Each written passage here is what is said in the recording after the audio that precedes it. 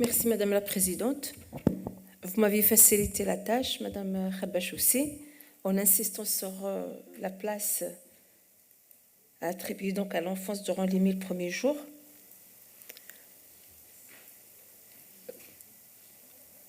Je vais peut-être regarder l'écran. Donc pour chaque enfant, les premiers moments comptent. Donc on l'a bien vu avec professeur Khabash. L'enfant n'attend pas. Tout se construit pendant les 5 premières années de la vie. Je ne parle pas de la construction de l'enfant, mais la construction de l'humanité et du développement des pays et des nations. Parce que quand on construit un enfant capable de réfléchir, de raisonner et de résoudre des problèmes, c'est un adulte qui est productif pour son pays, pour sa nation. Donc c'est pourquoi il y va vraiment de besoin de développement économique des nations, d'investir auprès de l'enfant et d'investir très précocement parce que sinon, il n'y a plus place à autre chose. Tout se termine pendant les 5 premières années de vie. C'est ce que nous allons essayer de découvrir ensemble.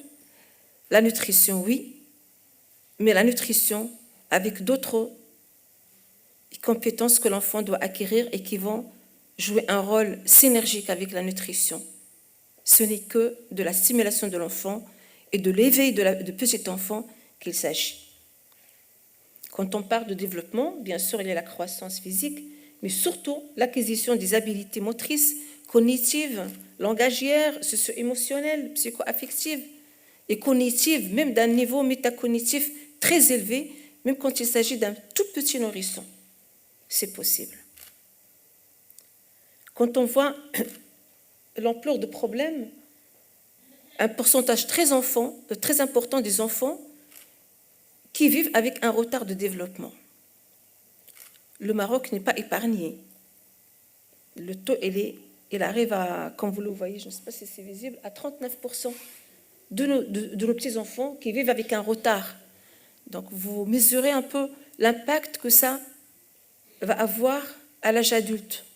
Et bien, c'est l'économie du pays qui va chuter et qui va s'aggraver. Qu'est-ce qui peut causer ces dommages au niveau de développement, non seulement physique, corporel, au niveau poids et taille, mais essentiellement au niveau de développement cognitif de l'enfant, en faire un adulte capable de résoudre des problèmes et de prendre les bonnes décisions? C'est tout simplement les problèmes au niveau de la santé de la mère, de la nutrition de la mère, de la santé de l'enfant, de la nutrition de l'enfant, et surtout de l'interaction entre la mère et l'enfant. Et surtout le manque de faire profiter l'enfant des différentes opportunités d'apprentissage qu'il peut avoir dans son environnement. Déjà l'environnement familial, avant de parler des autres environnements où l'enfant peut apprendre et acquérir des compétences permettant son développement. C'est des chiffres que vous connaissez. Aujourd'hui, on ne parle plus, comme durant les années 80 et 90, de la malnutrition aiguë, des formes vraiment historiques, mais il y a la malnutrition cachée. C'est de la carence en micronutriments qu'il s'agit. C'est de retard de croissance naturelle qu'il s'agit. Et là, l'évidence-based et les études épidémiologiques, je ne vais pas donner les chiffres, ont montré une corrélation très directe entre le retard de croissance naturelle de l'enfant et son développement. Entre les carences nutritionnelles et le développement de l'enfant.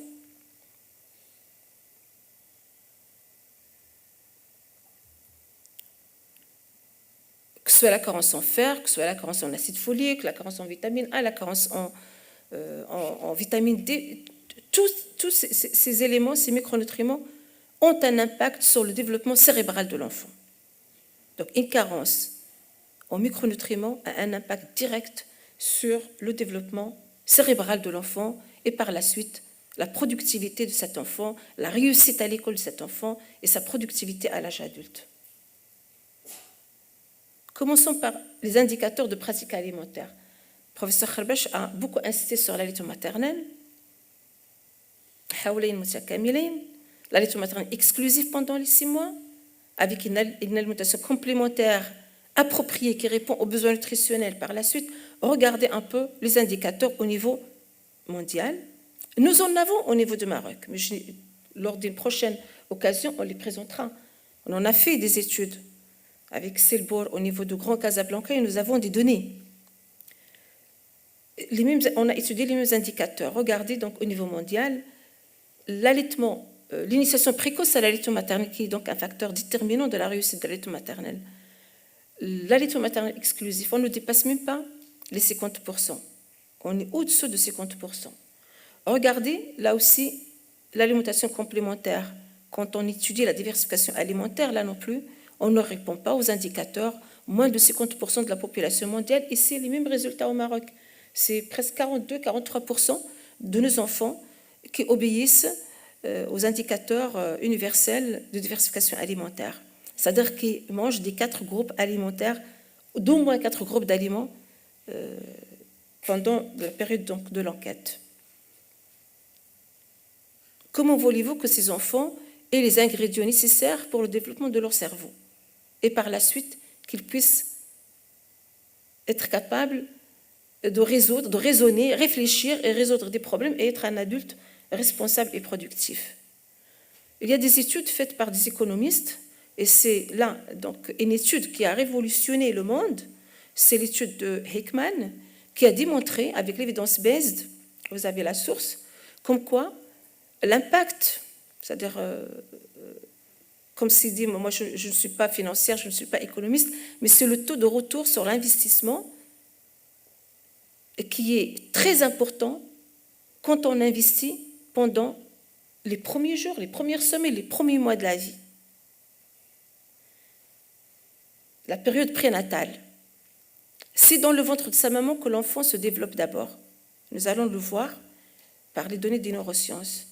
Puis les programmes de la petite enfance, puis l'enseignement préscolaire. Tout se construit pendant cette phase, de la conception à la fin de l'étape de l'enseignement préscolaire.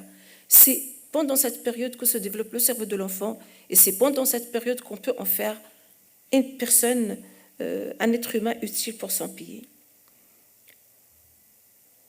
Ces études de Heckman ont servi de plaidoyer auprès de la Banque mondiale, auprès des décideurs internationaux, des Nations unies, et ils figurent dans les objectifs de développement durable qui ont fait que des décisions ont été prises pour qu'on doit investir auprès de la petite enfance pendant les 5 premières années de la vie. Et au niveau de l'objectif de développement numéro 4, il y a un article qui stipule cela, qu'il faut investir chez l'enfant de moins de 5 ans au niveau de la nutrition, au niveau de la stimulation, au niveau de la protection, au niveau des soins de santé primaire, bien entendu, si vous voulez qu'on avance et qu'on réduise nos problèmes et les problèmes que connaît le monde de nos jours. Alors, c'est quoi cela? Comme je l'ai dit, c'est un programme Nurturing Care. C'est qu'il faut assurer aux enfants des soins de première ligne pour avoir une bonne santé, une nutrition adéquate, appropriée et qui répond aux besoins nutritionnels de l'enfant, l'allaitement maternel exclusif, l'alimentation complémentaire par la suite, et qu'il faut surtout stimuler l'enfant, développer son éveil, assurer la protection de l'enfant et l'enseignement préscolaire. Donc, bénéficier de toutes les opportunités d'apprentissage pour en faire bénéficier l'enfant, même quand la maman prépare le repas dans la cuisine, utiliser les ustensiles de cuisine pour développer l'éveil de l'enfant.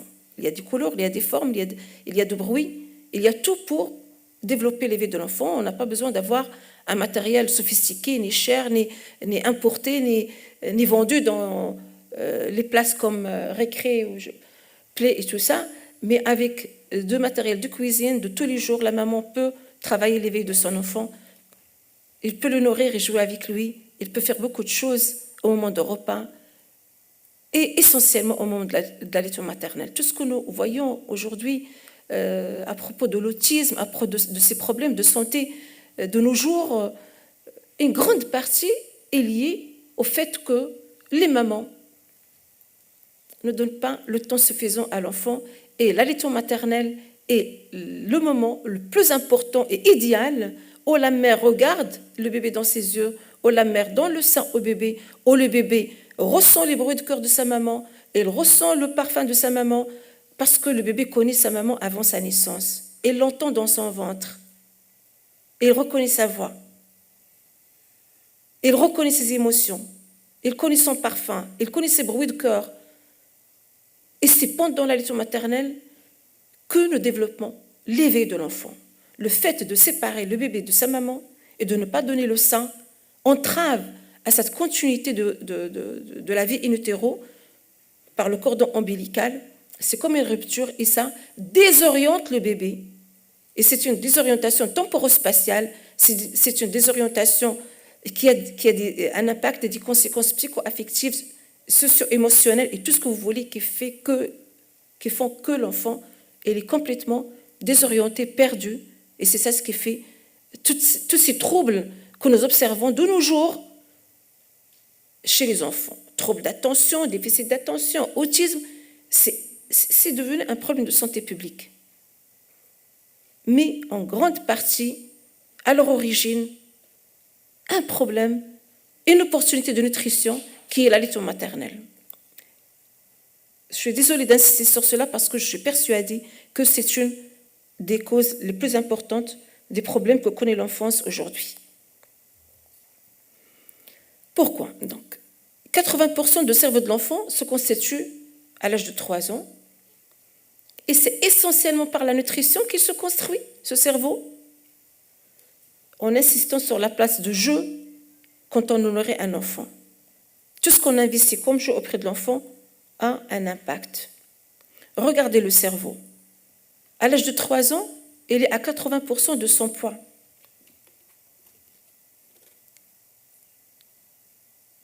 Regardez ce qui se passe, donc le sang, je le perds. Regardez ce qui se passe pendant la période de la grossesse.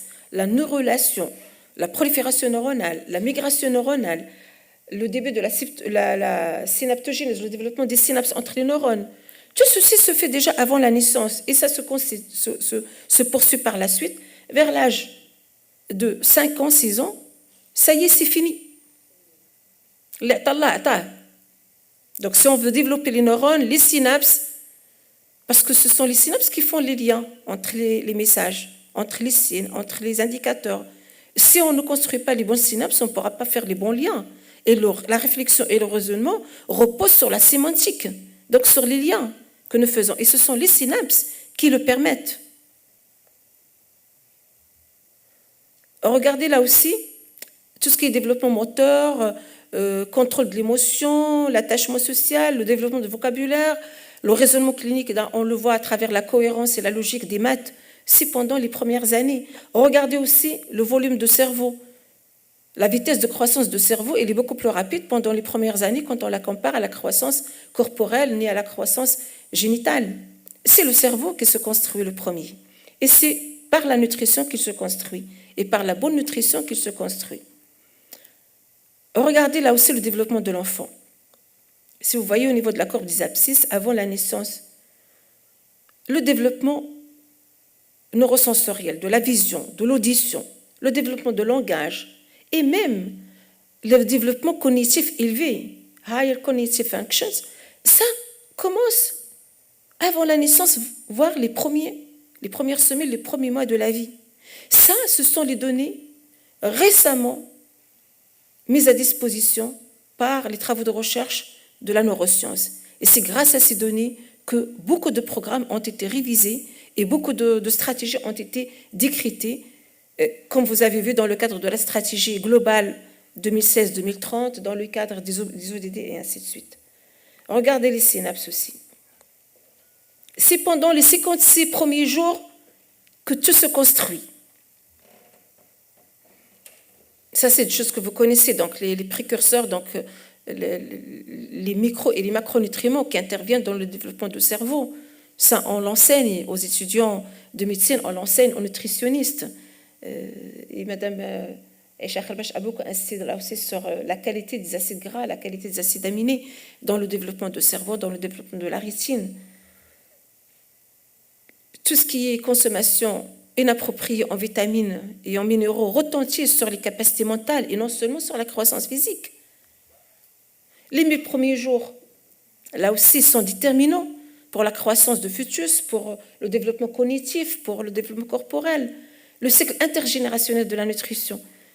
Il a parlé du cycle de l'obésité. Il y a le cycle de la malnutrition, il y a le cycle de stunting, donc de retard de croissance, il y a le cycle intergénérationnel de la carence en micronutriments. Tout se perpétue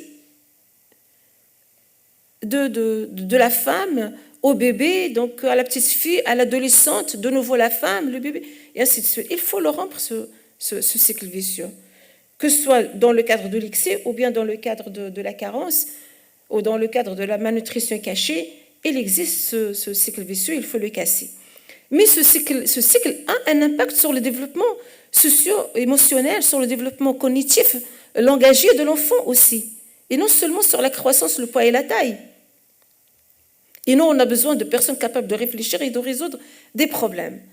Donc, je ne vais pas donner le détail, que ce soit la carence en fer, ma collègue va en parler en détail, comment elle retentit sur le développement, la carence en acide folique, en iode. Et là, ma collègue qui avait sillonné les montagnes, qui avait beaucoup travaillé sur la carence en iode et la supplémentation iodée, il en connaît quelque chose. Le crétinisme au niveau des régions montagnardes, c'est problématique. La vitamine D et ainsi de suite. Là aussi, la corrélation entre retard de croissance et l'échec scolaire, donc c'est démontré. Les opportunités d'apprentissage, il faut en tirer donc avantage, regarder les bébés dans les yeux, interagir avec eux, les pousser à explorer leur environnement, ne rater aucune occasion d'apprentissage, de jeu et de jouer avec l'enfant, de l'emmener à rire, de l'emmener à éclater de rire. C'est très important pour le développement de cerveau.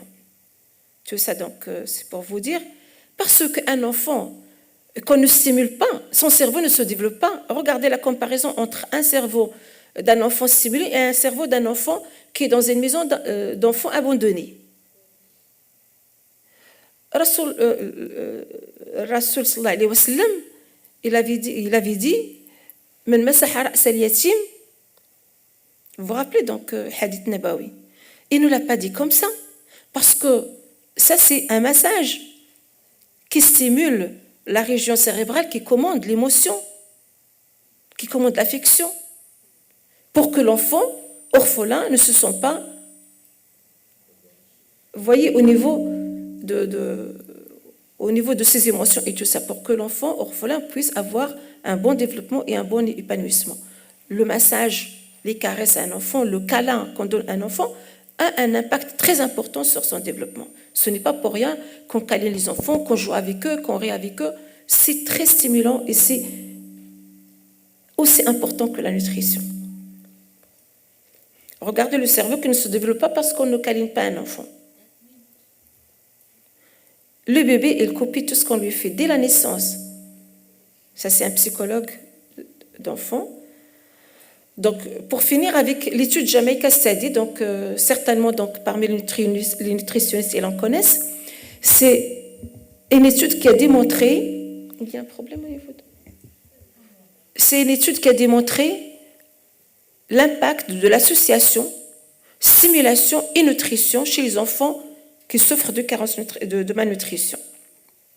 C'est une étude qui a porté sur 129 enfants.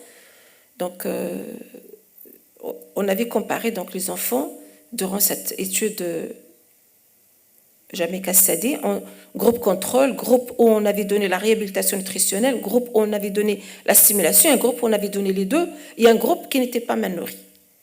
Et on a suivi donc leur développement. Regardez le développement de ces enfants et surtout l'effet de la supplémentation et stimulation associée. Ça donne le même effet qu'un enfant qui n'est pas du tout carencé.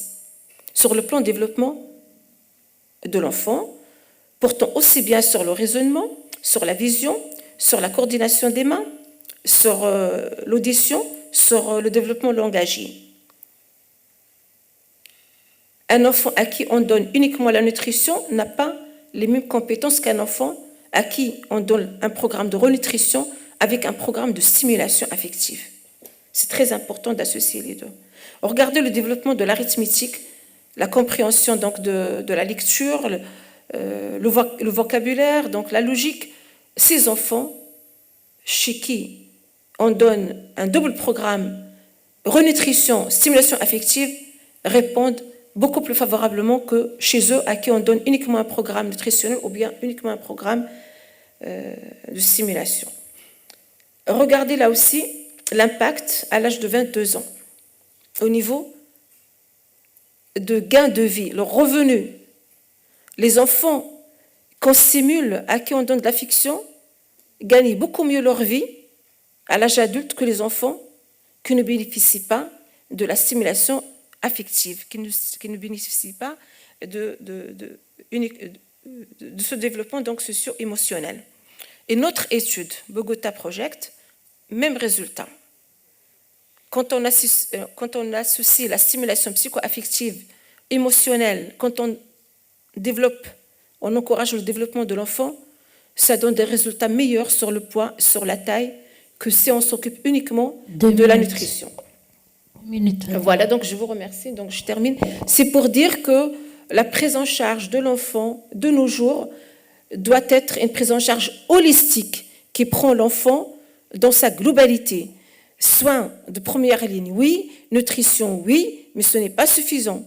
Il faut entourer l'enfant d'affection, d'amour. Il faut lui donner des opportunités d'apprentissage à travers le jeu, à travers les opportunités d'apprentissage que nous vivons à la maison, que nous vivons dans une maternelle, que nous vivons dans une crèche.